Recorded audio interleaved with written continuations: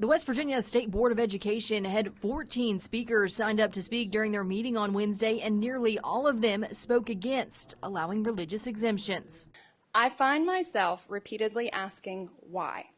Why are we still debating the necessity of vaccinations that have, for decades, proven effective in safeguarding our children's health?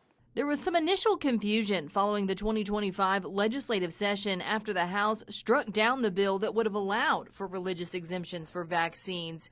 The confusion came from the fact that there was still an executive order from Governor Morrisey in place allowing for those exemptions. State Superintendent Michelle Blatt first put out a memo last week to county superintendents instructing them to go with state law and not the executive order.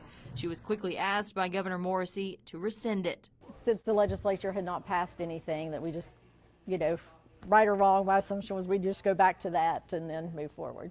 So for now, the counties are being asked to honor those exemptions, and the Department of Health will continue to grant them. Blatt is hopeful this will give time to further work something out with the governor and legislature. The intent was definitely never to not work with the governor as we move through that, and we've had a lot of communications over the last few weeks, or the last couple of weeks, to discuss how we move forward, and understand that they also are working with the legislature to see if there can get resolution.